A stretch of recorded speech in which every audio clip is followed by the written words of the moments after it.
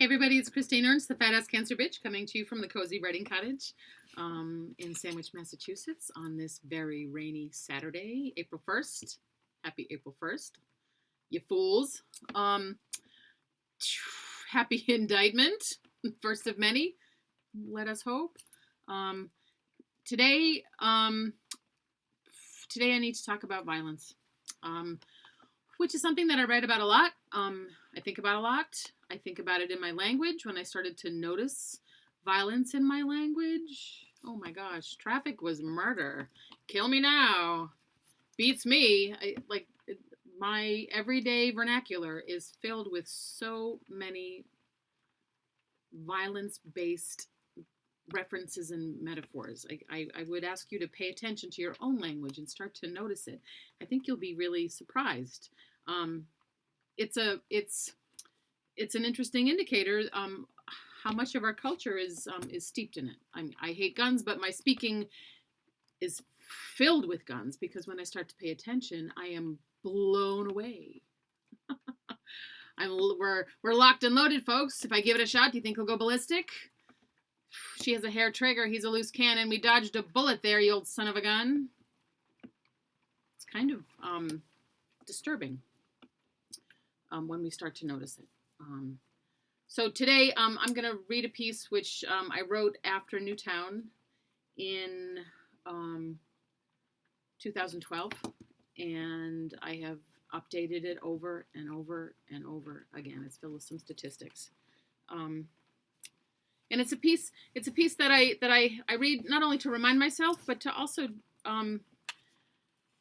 ask the question that I don't think we're ever asking in society. We talk a lot about controlling guns and limiting guns and fewer guns. We never talk about why people want to kill people. And that's really the problem. So this piece starts with a quote by Marjorie Stoneman Douglas, the namesake of the school in Parkland, where 14 people were killed in 2018. She said, "Be a nuisance when it counts. Do your part to inform and stimulate the public to join your action. Be depressed, discouraged, and disappointed at failure and the disheartening effects of ignorance, greed, corruption, and bad politics. But never give up." This piece is called Dear Sir. Dear Sir. Dear mostly white man, dear some college man, generally conservative man, dear sportsman, dear neighbor, dear old man, dear young man, disenfranchised man, paranoid man, prepper man, drunken man, desperate man, easy way out man, dear frightened man, I am the citizen, the human, the friend, the mother, the voter. I'm the scary woman they warned you about, who wants to take away your gun, who requires you to explain your bloodlust, who asks you to analyze your deep desire for lethality, because there are so many ways of not murdering someone if you just want to feel safe. We have the technology, but a non-fatal deterrent? Well, that's not as much fun, is it, cowboy? You got the power, you're the man, you're going to show me, teach me a lesson, show me what you're packing. Is that a gun in your pocket, a flag on your pickup, a chip on your shoulder, or are you just happy to see me? Your government, sir, is not a tyranny any more than it ever was. Your Second Amendment, sir, was written by men who held slaves.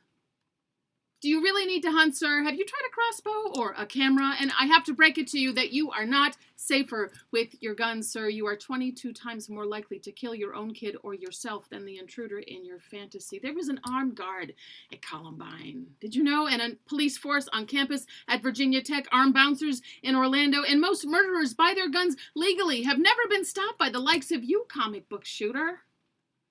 It is harder to purchase Sudafed than a semi-automatic or a senator.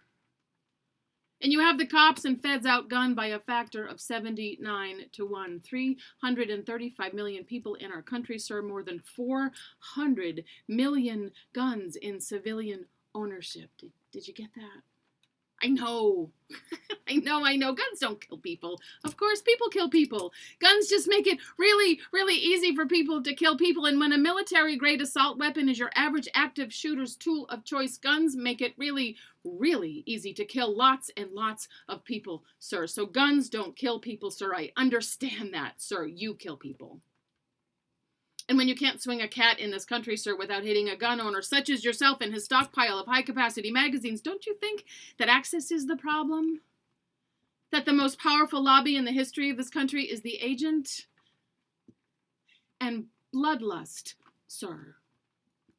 Bloodlust, your need, desire, fetish, sick fixation, fear, deep, dark longing to be able to kill someone is the conversation we are somehow never having.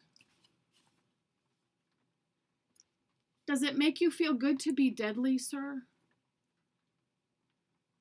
What's that about? No, I'm no crisis actor, sir, but come on, you got an answer for me? Well-regulated militiaman, numbers too big, maybe? Do I bore you with meaningless statistics? Go ahead. Vet my facts, background check me, invent a false narrative of mental illness, conflate your perverse argument with patriotism, debunk me with junk science, go all deep fake and conspiracy theory on me, insult me with thoughts and prayers, make the truth not the truth. Well played, sir. When really, sir? I think you probably need to evolve, but I don't have time for that. Because the numbers don't lie, sir. 38,390 people shot to death last year. Can't all be wrong, can they? 4,368 were kids. Check your bloodlust, sir. 19 fourth graders in Texas. Can't all be wrong, can they? Check your bloodlust, sir. 14 kids at Stoneman Douglas, 21st graders at Newtown. Just last Monday, 3 9-year-olds in Nashville. Check your bloodlust, sir. The math of slaughtered thousands is wholly and inarguable. There have been 134 mass shootings already in the U.S. in 2023. Just today, sir, 106 people in this country will die from gun violence. By the time you are brushing your teeth before you go to bed tonight, sir, 12 children will be dead from a gunshot wound they received today. I know, sir.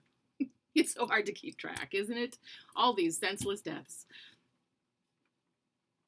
But, sir, you ever think of Sandy Hook? You ever think of the bathrooms where those kids were murdered? The bloody corridors at Parkland? Sir, the classrooms at Uvalde, those terrified children, the desperate teachers trying to protect them, the way they all died. Do you think about that, sir? Sir? Sir?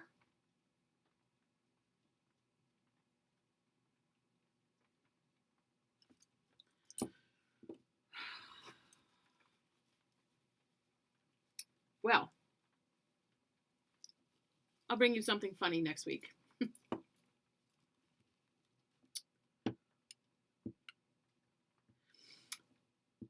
Enjoy the day. Maybe you can see some whales in the bay today here on Cape Cod. Try to pay attention to the violence in your language this week and see what pops up. See what you notice. It's a chilling exercise. I'm sorry. I'm not sorry. Be well. See you next week.